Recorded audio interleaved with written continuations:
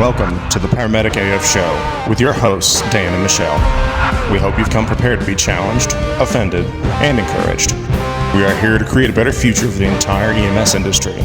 We have changed or omitted names of individuals in order to protect the innocent, the guilty, and the incompetent. We believe that knowledge fuels power, ignorance is not bliss, and nothing will change until we abandon the status quo. This is our design. Welcome to the show.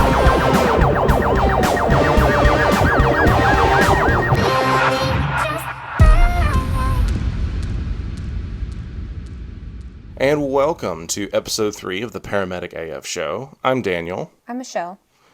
And today we are going to be talking about rigorous accountability. Now, this is the third in our series of core values that we're covering. We've already talked about authentic leadership, clinical discipline, and yes, accountability is tied into those, but we really feel like it deserves its own separate episode to focus on, because this is something that really taps into every aspect of our job and is really important for us to dig into some of the nuances about. In this episode, we're both going to be pretty open and vulnerable. We're humans, we've made mistakes, we're going to talk about those mistakes, but also how we've learned from them and how we think those experiences are relevant to this discussion about accountability. So, to kind of give you guys a general summary of this topic, Michelle. So in short, rigorous accountability brings together clinical care, emotional regulation, like we've previously talked about, being humble, and communication to improve as a provider and our level of competence. First, we, like always, would like to give you kind of what is rigorous accountability. So, and I'm a bit of a wordsmithy guy. I like to have very dense definitions for stuff. So, for rigorous accountability, I'm defining it as consistently holding ourselves and others to a uniform and clearly defined standard. Now, when we say rigorous, we're not saying that the accountability needs to be heavy-handed, but it should be consistent and it should be open. We should all see what the standard is as we're all being held to it, and not having, one standard for one group of people and then one standard for another group of people. We should be meeting everybody where they're at, but there should be a uniform expectation from everybody. Accountability requires being personally accountable. When we say that, it's not blame shifting. You should be accountable for all of your actions regardless of your intentions. You need to be able to provide both a reasoning behind a decision and a dispassionate explanation. Now that we kind of gave you our general thought process on rigorous accountability, what does this look like? So just like everything else that we've talked about, these core values, it's both clinical and personal. As individuals, we should set and maintain higher expectations for ourselves. That doesn't mean we have to be perfect or we have to aspire to perfection, but we should at the very least facilitate habitually incremental improvement over time. What that means in simpler terms is make little changes, little sustainable changes over a long period of time to see massive improvement. It's just like going to the gym. You do little changes, little improvements over a long period of time, and then you see results. So, no, you shouldn't be lazy, but you should also be reasonable in what you are trying to improve and how you go about it. And it's important that you not only take responsibility for your actions, but you need to willingly initiate and participate in the corrective action that they require without making excuses. So, you fuck up, some shit goes down, whether it was truly your fault or somebody else's, you should still accept responsibility for it. Not make excuses, take it for what it is, and look to better yourself from it. So, we've kind of gone and created these 6 steps that each of us can take to becoming more personally accountable. The first one would be knowing your role and your responsibilities. you should always do your job well first, whatever it is. If you're an EMT, do your job as an EMT well first and foremost. You may be in medic school, you may be learning how to do more advanced assessments and procedures, and that's great. But you need to do your own job first and foremost and do it well. Not just in the clinical sense, but even in your duties for your department. So, whatever's expected of you on a day by day basis, that's what you should be doing. And you should expect from yourself what you expect from others.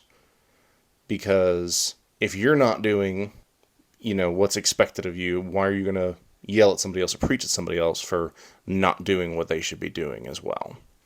It's okay to go above and beyond, to do extra work, to, be more helpful. But again, always do your job well first. Know what you're supposed to do. The second one is you need to be honest immediately. Submit your ego, but you can't kill it. So I would like to define ego. This is a true, like Webster's dictionary definition. It's a person's sense of self-esteem and self-importance. Just like with manipulation, ego has good and bad applications. Everyone has an ego. It's just how well you, I guess you say, control it. And if a mistake has been made, don't let your ego and self-importance be so high that you're like, oh, I didn't make a mistake, or this entire thing is this other person's fault. You still have to be honest to what happened immediately. No covering up, no delay. Because ultimately, your ego is not as important as the patient outcome. So you fucked up, you need to go make it right immediately because that patient's outcome is dependent on you doing the right thing. The third thing is, along with being honest, of course, the next step is going to be apologizing truly, sincerely for what you have done and take action. Now, I'm not saying that you should totally submit and all the rest of it, but like if a patient got hurt, if a wrong decision was made, it's being humble. I am sorry that, the action I took caused this. You would be surprised how far an apology will take you. I'm not saying that it'll, completely take away a legal action or an issue, but not a long story, but my mother is in the legal field, and there are times where like a hospital may take responsibility for something that happened to a patient and apologize. And it may not make the lawsuit go away or anything else, but it can still smooth things over. The patient or even the company, depending on what happened, feels seen and understands that you are sorry and understand for what you have done, especially if you take action after the apology to correct it.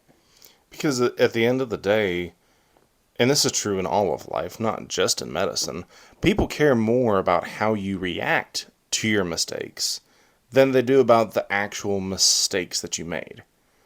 So, not being defensive, but being able to say, hey, you're right. I screwed up. This is what I should have done, or this is what I should not have done. That's on me. I have no excuse. I'm sorry. Being able to take that posture. That doesn't mean that you suddenly give everybody, a carte blanche to just railroad you and beat you down and turn you into, a rug for them to walk all over and stomp on. It just means you have the humility to be able to say, hey, you know what? I fucked up. I'm sorry. This is not what I intended, and here's what I'm going to do better about it. And going along with that, the fourth step in becoming more personally accountable is investing in voluntary opportunities for improvement where you're lacking.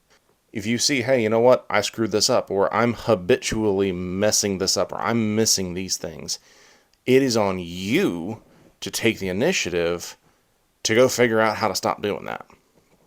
And ultimately, you want to be able to get to the place where you have self-awareness to be able to anticipate your weaknesses and shortcomings before they cause a problem. If you know, hey, I get really nervous on airway calls. This was me as an EMT. airway calls, any kind of breathing call scared the absolute shit out of me. Like, I would panic. It was just, I didn't know how to deal. But, I was new in the field. I'd never experienced this stuff. Nobody in my family is in healthcare before, so I'd never been exposed to this. But I got to a point where I was like, okay, this is a problem. I need to do something about this. No, I don't need to become the guru of all things airway, but I need to gain some confidence with this because my patients are going to need it. Now, you come at me with a breathing problem, it's just another day, another walk in the park. I don't care. That's the wrong way to word it. It's not that I don't care about the patient, but it doesn't disturb me because I took that effort and that energy, even as just as an EMT, to be able to say, what can I do about these things and what is going to happen to these patients? So voluntarily looking for the things that you are lacking in and trying to compensate for them is incredibly important. Now, again, going along with that, step number 5, don't overcommit. I know that's kind of vague, so let me break that down a little bit. You can't get better at everything all at once. So it's okay to take things bit by bit. If you need to say, hey, you know what? For the next 2 months, I am going to study all things airway. And then after that, for another month, I'm going to study all things 12 lead.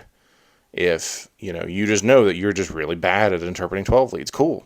Take some time, schedule the time, work with somebody. You'd be amazed at how many people will teach you things if you ask them. If they're forced to teach you something, they're probably not going to be as willing to do it right as if you ask them. Nobody likes being forced to do anything, if we're being honest. Well, yes. And, let's say you have a history of fucking up, med administrations. Say you're bad at math. I suck at math. I'll be completely honest. I'm horrible at it.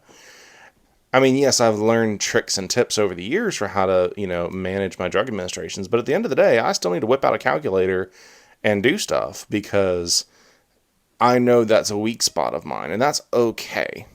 That takes gradual improvement. You may not ever get to the point where you know all the formulas, like the back of your hand. There's some people in the room who do know those things, and that's awesome. I don't. My ADD brain, if I don't use it, I lose it, and that's okay.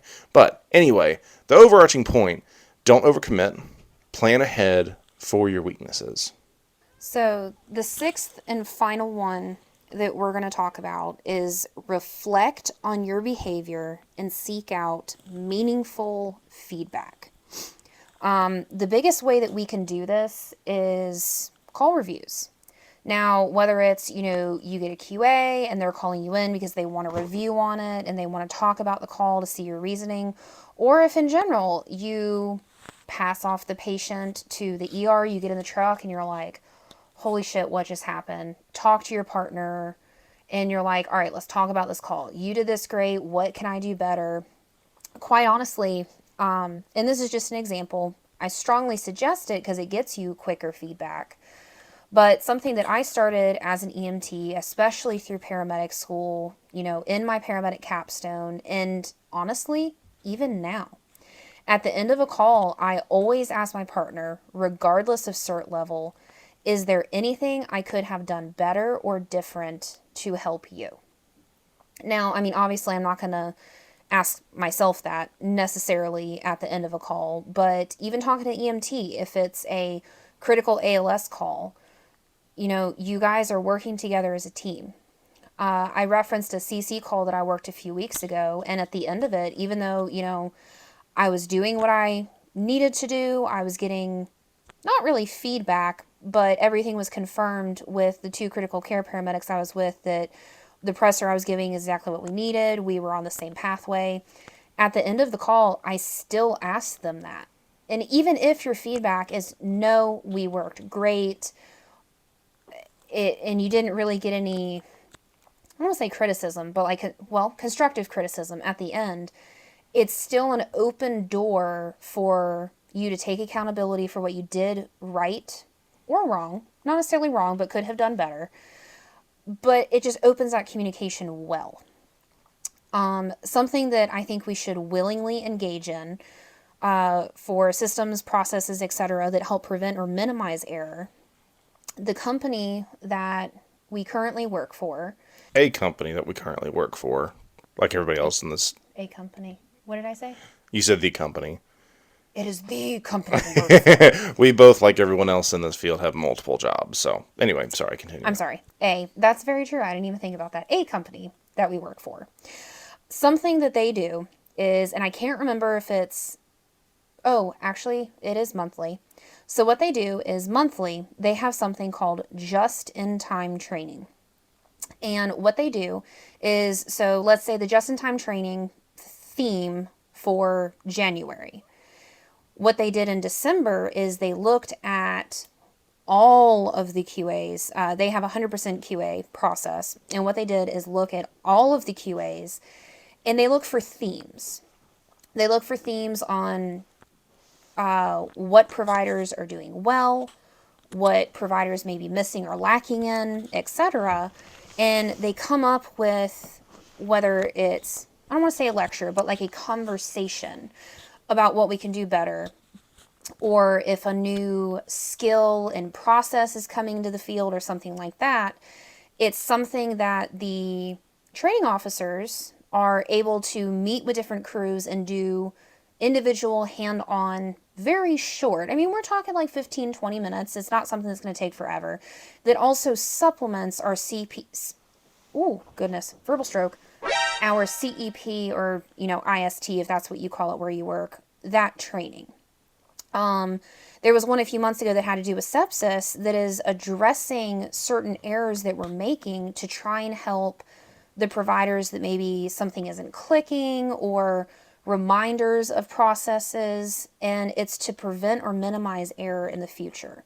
The most recent one we did was about refusals, and documentation is a huge one. But coming back to it, using accountability and reflecting on behavior and feedback. This is wonderful feedback systemically to help prevent future errors, and it also helps the provider.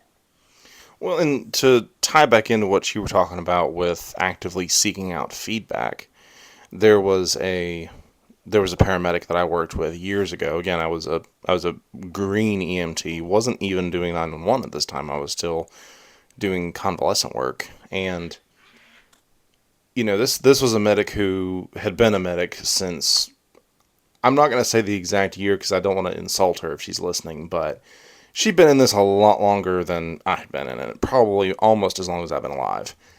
And she looked at me. We started our first shift together, and she said, "I'm going to tell you right now, I have something to learn from you today, and you have something to learn from me today." She's like, "I don't know what it is, but we're going to figure it out, because that's the way it's going to happen." And this is a medic that there's literally no way, even now, I think that I could teach her anything. But she had that mentality of, hey, you're a green EMT. You've got a different perspective on shit than I do. And that's valuable. It's so easy for us, for experienced providers to look at these young people coming through and be like, all right, whatever. Like, you don't know shit over fuck about what's going on. But in reality, that's not the case. And it's actually important for us to be held accountable by the newer people. Because, and this is a conversation you and I have all the time, yes, I may have been doing this a hell of a lot longer, but you are much closer to having been in school. So you are much more fresh and updated on so many things that I've just kind of had to piece together over time. So don't look down on those younger providers, because they can actually help you be accountable as a seasoned provider and actually help you become better. So now that we've kind of laid out what rigorous accountability is and what it looks like in day-to-day practice, we need to ask the question, why is this so important? And we've been doing this with all of our core values. If you haven't noticed a trend, this is kind of our model, is we talk about what it is, what it looks like, and why it's so important. And to be completely honest, if we want to be taken seriously as a profession, we need to start taking ourselves seriously. There's no more room for the, oh, I don't care, I'm just here mentality. Okay, yeah, we joke about that, we're all tired, we show up for work, we're present, but we're distracted, stressed, tired, whatever. But deep down, we still need to show up and actually care about this job and start to take it seriously. No matter how good your training is, I'm very proud of the program I went to. Well, that both We of both us went went to. to. Yes, that we both went to. No matter how proficient you are at your job, with whether it's your patient care, your scene times, no matter how good your attitude is, some people, Which is rare for most people, but yes. well, some people in the room have like an excessively positive outlook. Me, myself, and I really like to play the what if game. Anxiety, whatever you want to call it. But we all have bad days. Whether it's attitude, just life is bearing down on you, you got the crazy, whiny, frequent flyers is all you run, or you run horrible calls back to back. No matter the day, we have bad days and we all make mistakes. It's not a matter of if you make a mistake, but when. Listen up to that bit, folks. Let's hear it again. It's not a matter of if you make a mistake, but when. Yes, there's going to be varying degrees of when you make a mistake, but no one's perfect. It's literally impossible. It's on the bad days that we need to be willing to be held accountable, especially. Let's face it, your mistakes will teach you a hell of a lot more lessons, a hell of a lot more powerful lessons than your wins will. If you're willing to receive those lessons, if you assume the posture of, hey, I can make mistakes, I do make mistakes, and I want to learn from my mistakes. Because, like she said, it's not a matter of if, it is a matter of when. If there's anybody, I know we've said this before, but if there's anybody out there who's saying they haven't made a mistake in this job, you're fucking lying. We all have. When I was going through paramedic school, which was brutal, it was absolutely fucking brutal, but I believe it was during summer semester, so we're doing all of our pharmacology, cardiology, a shit ton of clinical hospital hours, and a shit ton of ride time, all packed into 10 weeks. There was a group of us that were doing hospital clinicals at one of the large hospitals around here, and our preceptor, who is now one of our bosses, I'd never met him prior to today. I'd heard stories about him, kind of interesting stories, but I never actually met him. And so we were all on a lunch break and sitting in the cafeteria, just talking, whatever. And he was really somber at the table. I don't know what he was dealing with that day. I need to ask him about that. But he sat down and had this absolutely both wonderful but chilling conversation with us about the fact that at some point in our careers, every single one of us, whether by a mistake or by failure to act, we will kill somebody. And you may see it right then, or it may be something that, happens to the patient downstream from your care. But inevitably, it is going to happen. And he walked through, I wish I recorded this because it was just wonderful. But he walked through the timeline of, hey, if this happens, here's what you're going to feel. Here's how long it's going to take you, and here's how it's going to affect your care and your mentality and your motivation and everything. And he never said, I can only assume that he was thinking of specific stories from his career. But, we need to have this reality check that we are not perfect. Yes, there are many factors outside of our control in this job. You can have two patients with the exact same problems that you do the exact same treatments for, and one lives and one dies. So I understand there's a lot of variability in this, but it's really important to remember that you can significantly fuck up, and you will significantly fuck up. And you can either choose now to have a posture of humility towards your job, or you can just be an arrogant prick, and it's going to smack you down, and you probably lose your license over it. So I know that was kind of, a little heavy, but that's why this is so important, because you cannot get away from this topic in this job. So, kind of circling back a little bit to what you had said about taking accountability, it's actually number one in steps to be more personally accountable, knowing your roles and responsibility, expect from yourself first what you expect from others. We also briefly talked about med math, med errors and everything. And it reminds me of a call. It's been a hot minute now, but we were called out for a respiratory call. I was with a paramedic. We had a student, and this lady needed pretty much everything. We were trying to do everything short of putting her on CPAP if possible. And I mean, don't get me wrong, I was not going to withhold CPAP if she needed it. Just we were going to work the pathways, see if the medication's corrected the problem, etc. So I'm doing my skills because it was my call. I was the lead. I was going to be writing the call. It was my decision. And, I'm telling my partner what drugs I want drawn up, what we're doing. And when it was time for giving MAG, we're going to give 2 grams of MAG over 10 minutes for respiratory. And I looked over and he had a 10 cc syringe of liquid drawn up, ready to go. And just like what you're supposed to do for provider accountability is dosage check.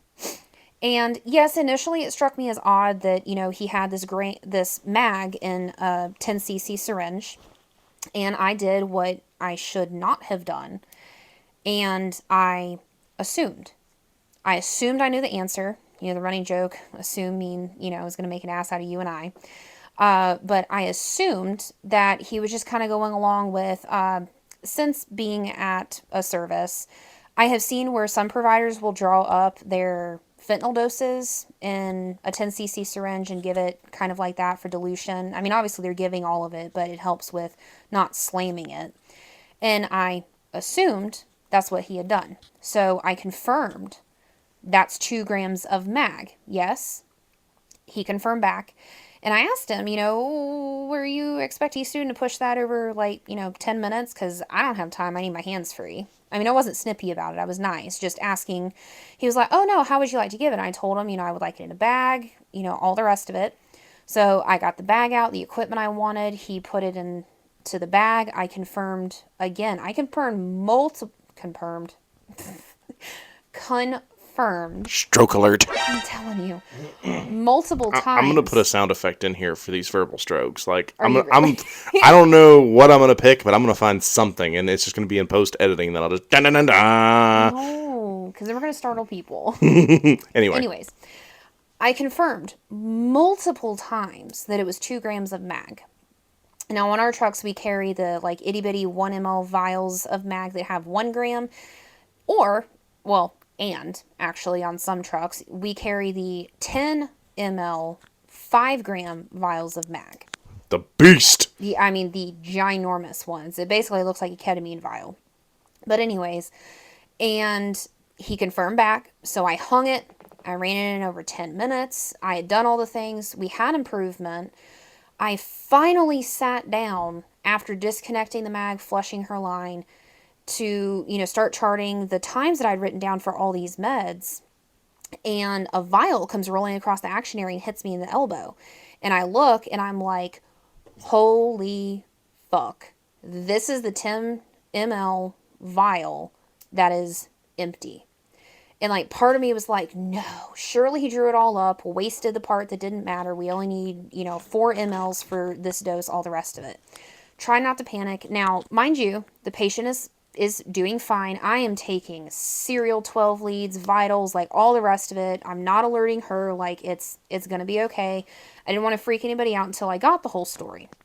Get to the hospital, pass her off. She's doing much better. Come out to the truck, ask my partner, how many grams did you pull up? 2 grams. How many mLs of med did you draw up? 10 mLs. Whoo, internal. I think it said it on my face how much I was freaking out. Now, mind you, this lady was a little fluffy. She's a little excessive fluffy. Don't get me wrong, I'm a fluffy girl. I'm not making fun. But in general, if we're being technical, if I had given a weight base without a max dose, 5 grams probably would have been okay. But point being, freaked out, called a supervisor, told the hospital, the whole shebang.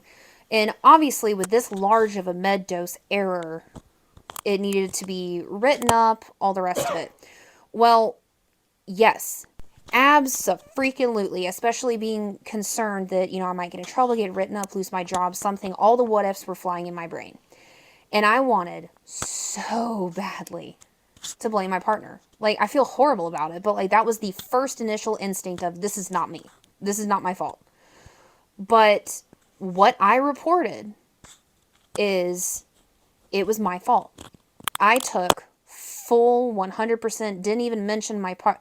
I mean, obviously I gave the facts of what happened, but I connected the drug. I did not verify what vial he used, how he drew it up. I assumed he had mixed in a 10 ml syringe like some people do the fentanyl. And ultimately, I ran it into the patient. I disconnected it. I did all of the things. I took accountability. And you know what? I copied him in the email. I talked to, the training officers, all the rest of it. And I have so much respect for him because he took his own accountability and said, no, she's not taking the full heat from this. Like, I confirmed multiple times it's 2 grams.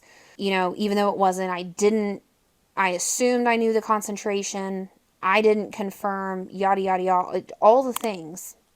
So it was so hard for me to take full responsibility.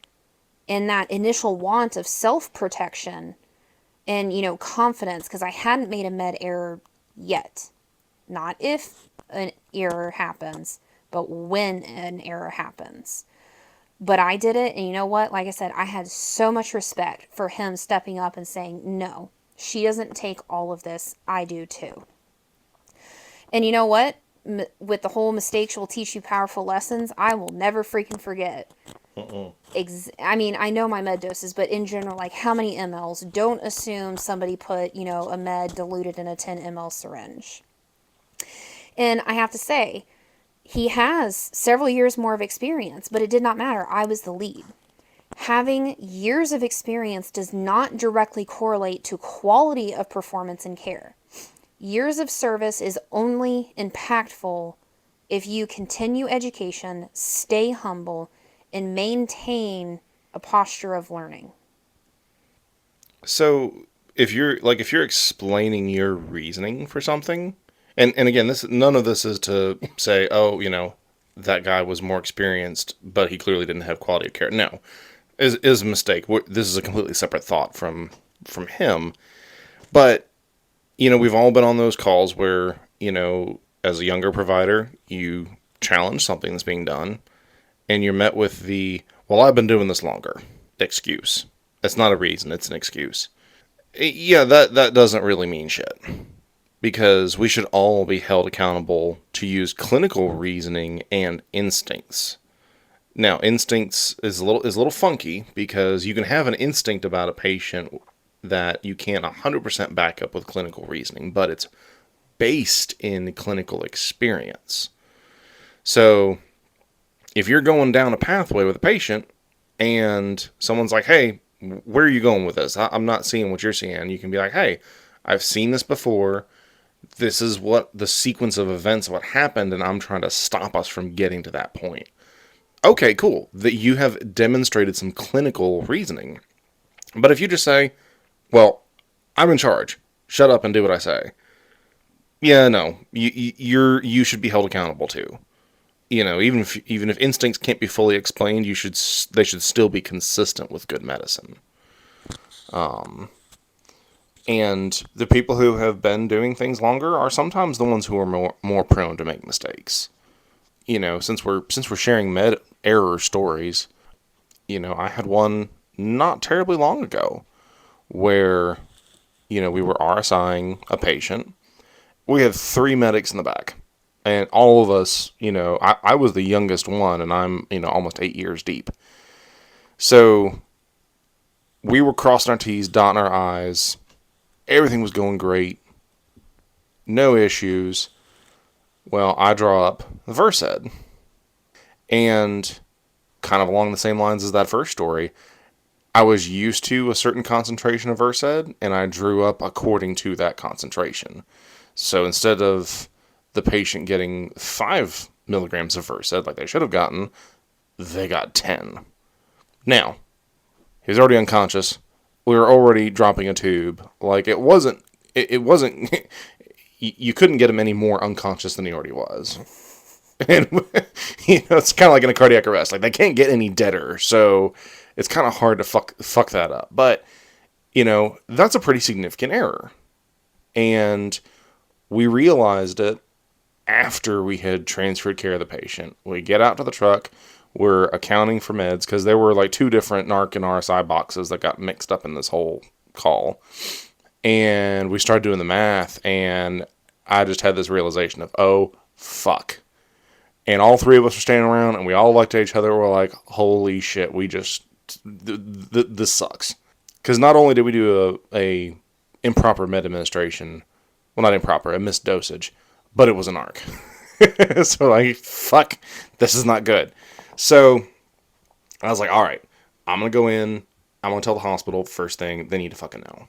So, I go in, I track down the doc, and I was like, hey, doc, we fucked up. The dose that this patient got was 10 milligrams, not 5. And the doc looked at me like, huh? I was like, doc, we drew it up wrong. I drew it up wrong. It was my fault. I'm sorry. We just wanted to let you guys know that that's actually what he had on board. And the doc was like, okay, thanks for telling me. Like, mad respect. Appreciate you guys coming back and clarifying that. Like, thankfully everything's good. Patient's not having adverse effects from it. Because, again, they already can't breathe, so we're fixing that. But, so, I feel horrible at this point because I have, I'm pretty sure I'm remembering this properly. I have never fucked up giving narcs. Like, I am anal as fuck about my narcs. And so, made the phone calls, wrote the incident reports, wrote the training officers, copied my partners on the call, on the email, and was like, hey, I screwed up. Here's what happened. And I was like, I know what my mistake was. I'm sorry. Whatever you guys need to do, go ahead. I'm here for it. And my partner, he replied to the email and said, I was the one who was leading the RSI. This was my bad. I should have properly verified everything. So we're basically just, at this point, both of us had read Extreme Ownership at this point, Extreme Ownership by Jocko Willink and Leif Babin. And it's like we're both, like at this point having a competition to take extreme ownership of the situation. And our training officer wrote back and was like, hey guys, I know y'all. I understand this was a mistake. I don't see the need for either of you to get remediation. You caught it. You know what was wrong. Carry on. We're good. It's a war of the accountabilities. It's kind of funny. Like, it was almost like, God, we are such nerds. But that's the kind of culture that we should be having to kind of bring it back to the general topic of, that's the way accountability should be growing and flourishing in our job. To where, rather than trying to look at who we can blame or what we can blame for our mistakes, we're so desperate to take accountability for that everybody wants a piece of the pie. That is where people will learn. And people will, you'll have a lot less errors because everybody's pitching in and taking responsibility for it. So saying we're all involved in the care of this patient. We all need to be aware of stuff. I'll med check with my EMTs all the time. You see this vial? Yep. All right. You see this syringe? Is that the right amount in there? Yep. Okay. Give it. Does that look empty to you? Yep. All right, cool.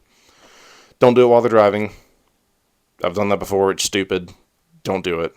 But point being, just because you've been in this for a long time, just because you've never made a particular mistake before, doesn't mean that you can't make it.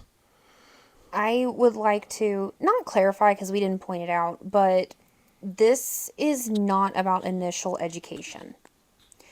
Yes, initial education program, all the rest of it can give you a sense of, I guess, confidence, maybe comfort. I'm not sure if either of those is the right word for this, but like it can give you a baseline.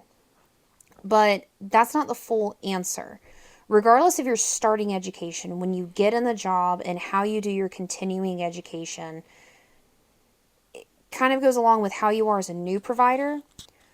But let's say whether you had a wonderful initial education or a crappy one, and you go to a service anywhere in the country, in the world, just a service.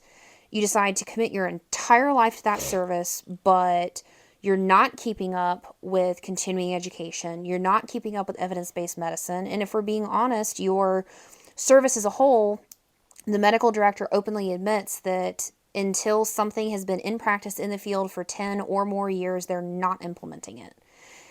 If you yourself are not taking accountability, are not continuing education, it does not matter if you have 30 years.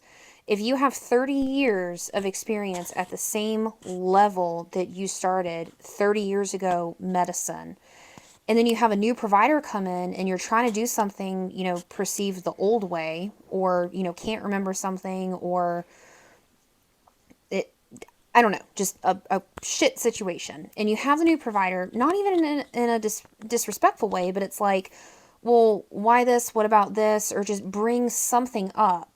And that 30-year provider is like, I've been in this longer. This is how we're going to do it. I know it.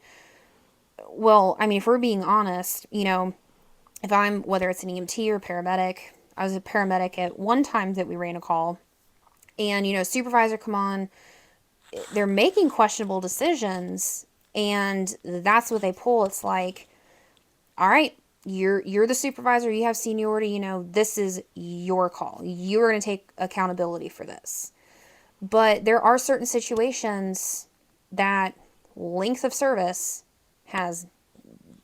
it doesn't define your ability to provide care. Now, there's other times, especially if you're keeping up with everything, that years of service make you so invaluable. Mm-hmm. I mean, so invaluable, like this provider may be smarter than, every doctor in the world. Obviously, that's an extreme exaggeration, but we all can think of both of those two little offshoots of people. Mm-hmm. Well, and we say that years of service is not directly correlated to the quality of your performance. Now, if you are someone who does take responsibility for your care and your decision making, and that is what you literally take into every shift, every patient interaction, then yes, 20, 30 plus years of being a humble, accountable provider that actually gives a shit about doing your job right, you're going to be among the best in the business. You're going to be cream of the crop. You're doing the maintenance care of yourself. Yes, you're taking that responsibility to say, hey, I know all my weak spots and I'm going to focus on those and not just play to my strengths, but play to my weaknesses. And when you do that, when you have the mentality, and this is something that I try, and no, I'm not perfect, but this has been my mantra ever since I got my EMT, that every decision I would make would be ultimately in the best interest of the patient. And that's something that I think all of us, whether you're a brand new EMT or whether you're a seasoned paramedic, need to adopt that mentality of if there's a hill I'm gonna die on, it's doing what I truly know and believe to be the best care for this patient. When you have that pattern of decision making, okay, you may not be the smartest paramedic in the room. Again, like you and I have talked, I don't consider myself to be, anywhere near among the most intelligent paramedics in this field or even in this area. Like, I have no delusions of grandeur at all. But I do know that I care about my patient care. I do care about my patient outcomes. Have I fucked up sometimes? Abso-fucking-lutely. We can have those discussions plenty. But the whole point of this is you need to have the right mindset in your career. You need to have this mindset of accountability. Now, with what you were saying as far as how to deal with the, older providers that may only learn something one way and they never deviated, they never grew past that. And that's honestly, I'm not going to say that specifically is the widespread culture of EMS, but it plays into a chronic problem that we have of not really giving a shit about new people, either people who are new hires, like, or that are newly certified, period, or the people that make that jump from EMT to paramedic. And I preached this for years. That switch is hell, because you can be an absolute jam up rock star EMT that everybody loves. They're beating down the supervisor's door to come work with you. All of this and that. As soon as you become a paramedic, everybody looks at you differently. Everybody starts hyper critiquing everything you do. And, there's all this pressure on you as a new medic to, well, it's your call. What are you going to do? Decide. Act, act, act. Take charge. And then when you do, they come back at you and be like, you're fucking arrogant, or you're a fucking paragod, or what the fuck ever. And usually, and I'm not going to say that in all the cases, were there times where I was probably a little overly cocky? Maybe so. I mean, I've done a lot of calls over the past 10 years. So sure, I'm sure there's plenty of times where maybe I could have listened more. But as a whole, my mentality as a young medic, as a brand new medic, was, hey, I have to learn, I have to make decisions, I have to take initiative. But I do want input. But I want input that's actually good patient care. If your input is, well, you didn't need to do all that. Fuck you. Okay, maybe I can overtreat but I'd rather be guilty of overtreating things early on as a young medic and making those mistakes than undertreating them. I mean, when I first was going from EMT to paramedic and you told me that, like, I legitimately thought, it's like, that's a you thing. That ain't true. Like, absolutely not. And I was one of those that was considered in your words, jam up EMT. I was good at my job. I'd been doing it for, long enough. Statistically in my career, I was an EMT longer than I've been a paramedic so far. People kept telling me that I was going to be a great medic. And I, like a lot of new providers, did have anxiety starting as a paramedic, but I knew I had gone to a damn good program. I mean, they taught me about, how to find electrolyte imbalances, how to treat. I mean, some of the scenarios that they would give us were like, know when your patient's going to die no matter what you do, but you're going to, you're going to fight this until the end. Like, it's the Kobayashi Maru scenario for all of you Star Trek nerds out there. Yeah. The impossible scenario you can't win. Yeah. And I mean, they put us through hell. I mean, they put us through some of the most rare conditions. You know what? Ironically, some of those rare conditions I have seen in the field, but I digress. You're just an absolute shit magnet. Just accept it. I know. I'm like a black cloud. I can count on one hand the number of third-degree blocks I've seen in my career, okay? Like, we're not going to talk my about... white cloud is impressive. I'm pretty sure I saw like 3 in a month. Like, yeah. It's bad. Anyways, I sidestepped. And... no, I had anxiety, but I knew that I had to make decisions, and I was confident. I'm still not sure what word to apply to this. All those C words that people like to mix and throw around. Yes, but in my education, and I was at a service that had older protocols, and I was going to do for my patient what was right. And not everybody, please don't get me wrong, it only came from like a couple people. I think it was like one person and it spread. But anyways, wanted to say that, I was starting to act like a paragod.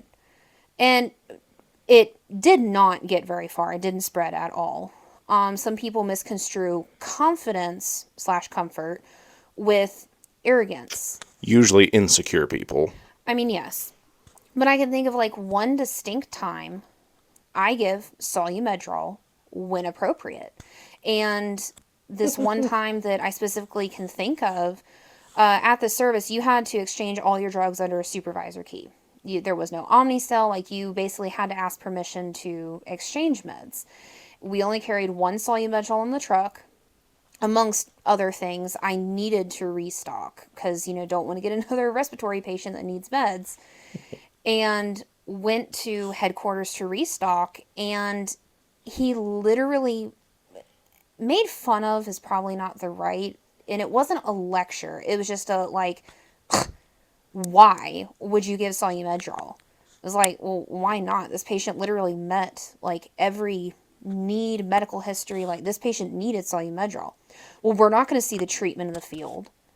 That's not how this works, people. No, and I mean, if we're going to have that mentality, why carry it on the truck to begin with? Like, why have it available? Again, if we want to be taken seriously, we need to take ourselves fucking seriously. And I mean, commit to everything. So, I mean, I took, and I know this isn't necessarily an error, but I mean, I took accountability and justified dispassionately and gave a reason why I gave it.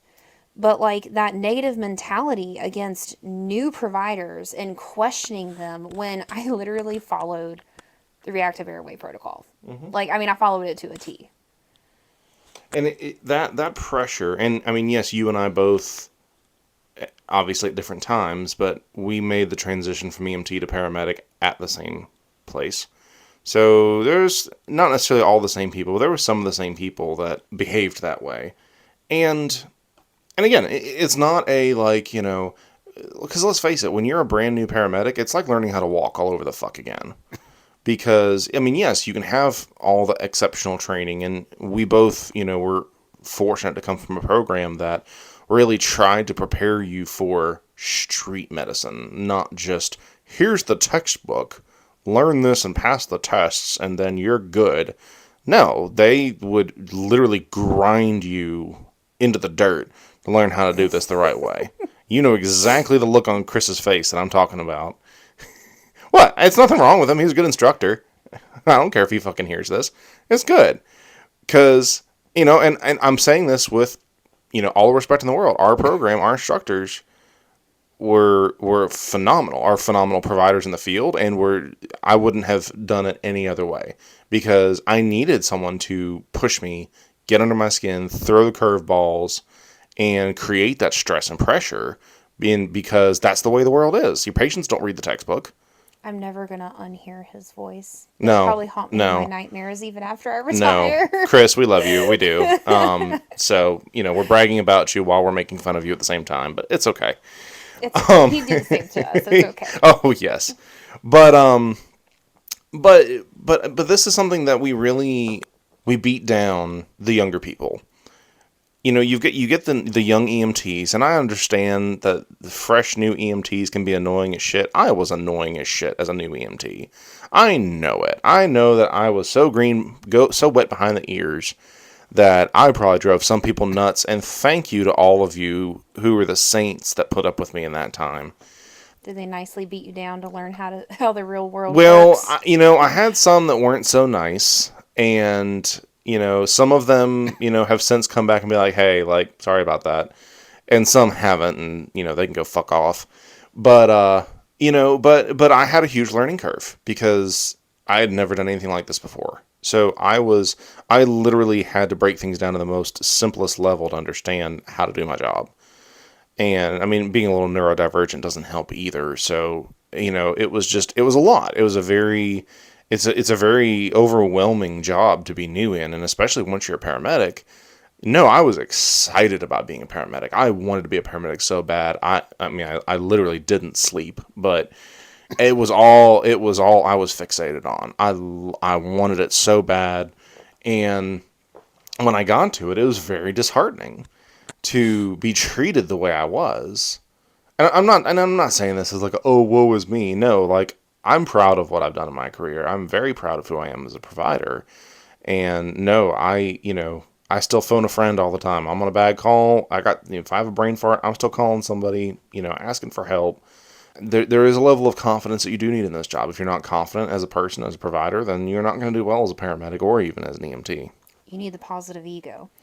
But Yes. your whole comment about being disheartened when it first came, you know, your dream of becoming a paramedic, you know, came true and the treatment and everything, like that right there is what we want to address throughout this podcast, this project, because of a field that we love. That we want the new providers coming in to have a better experience, to develop these good habits, and ideally improve our retention. You know, you have to have the accountability. And don't get me wrong, I have had calls where things did not go right. It would be so easy to place blame. And that's something that I want our EMTs and paramedic school, even our EMTs, our new paramedics, even the older paramedics to understand that, like, working on all of this stuff is uncomfortable. It's uncomfortable. It's awkward. Even if you feel good about yourself, you're going to have that shame and guilt occasionally. And I want everybody with rising responsibility to understand, as a paramedic or critical care or an EMT, I'm sorry, I know I'm circling a little bit, but whoever is the lead on the call, let's go with that. Whoever's a lead on a call. I know I keep circling back to cardiac arrest. I unfortunately have run entirely too many, statistically probably too many. There are certain call areas in the upstate where she is truly the Grim Reaper. Too many people would agree with that. Probably too many. And, there was one.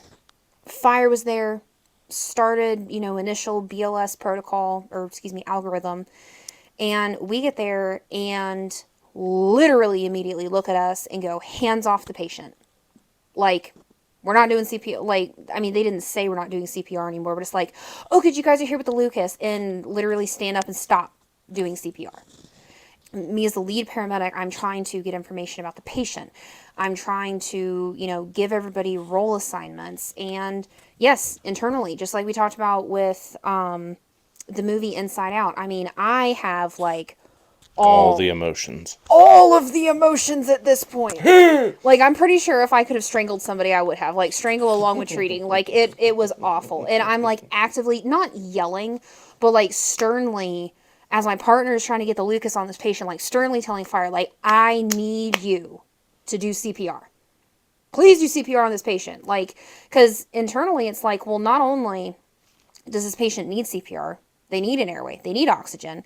It's also like, well, in the back of my head, it's like, fuck, you're going to get a QA. Why are you withholding CPR for longer than 10 seconds? You're not checking a pulse, like all this stuff. And it's just like, whew. But even though I cannot forcibly make this firefighter do CPR on this patient, I know that I have to take accountability. There are so many times when leading a call, something is going to go wrong. And you have to figure out how to communicate through a bad day and just work on your performance. So, really, to sum up this part of the discussion, because as we've seen, there's so many offshoots and facets to the conversation about accountability. Especially you seasoned, however you want to assign your title. A seasoned providers, let's let the younger generation of providers hold us accountable and be able to say, hey, you know what?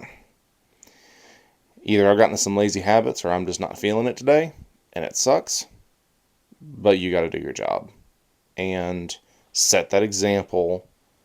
Expect of yourself what you expect of others. If you are expecting these EMTs or firefighters or whoever to be perfect, you better damn be perfect yourself and crossing all your T's and dotting your I's. Because if you're not, it's going to show. So even if you don't like it, even if it hurts your ego a little bit, take the correction, take the accountability, listen to people, be open. And you know what? I guarantee you, you can make fun of me for being positive or whatever. I mean, I'm sure I'm obnoxiously positive to some people, but, as as the comedian Bill Burr pointed out, isn't it so much better to just think that everything's going to be okay and just live as if it's going to be okay until it isn't, and then you deal with it? When you start accepting responsibility for what you do and start letting other people hold you accountable, you'll actually find a lot of freedom in that. And you'll find a lot more peace and be less stressed in this job in a way. Because you're listening. You're taking the correction and taking the input from people. I like play the what if game. What if this happens? Of course, it's probably the like rarest thing that's ever going to happen. Well, with you, it usually is. But I'll be prepared. But I think just as a one last note, at least on my end, what you referred to about your old preceptor when you were new, saying, I'm going to learn something from you. She's been in it forever. There is a facet to that for everybody, especially with these new students coming directly out of school. Even if you're a good provider that had a good education, that has been doing your continuing education, your evidence-based medicine, all of the good things, you have good performance and care, all the rest of it, there's still something that everybody can learn from each other, and it's being humble and, like you said, taking accountability for yourself that you expect from others, because that new kid straight out of school may teach you a teeny tiny like new little thing because they're fresh out of school that maybe you forgot, and on a call that you have never run in your career or something like that. We can learn everything from everybody. And on that note, I think we've pretty well beaten this horse to death. Again, I just want to wrap it up with cycling back to our initial definition of it, of rigorous accountability being consistently holding ourselves and each other to a uniform and clearly defined standard that should reach into all levels of management. It should reach to everybody in the field, all certification levels. This is a duty for all of us to participate in. This is not optional. Like, you don't get to not play this game. As always, if you found value in what we're saying, if it made you think, if it made you feel a little uncomfortable, that's what we want. Because these are the uncomfortable conversations that we all need to be having. We would love to hear from all of you. Any of you. Share it with your friends. Spread the word. And we'll see you next time. Bye-bye. The Paramedic AF show is property of the EMS 2.0 project. The beliefs, opinions, and practices discussed in the show are our own and do not represent our respective employers. Please follow your local protocols, policies, and procedures at all times. All listeners are encouraged to research and self-educate regarding all content represented in this show. For more information regarding EMS 2.0, please visit our Facebook page for our website and social media links. Thank you for your continued support, and we look forward to you joining us next time.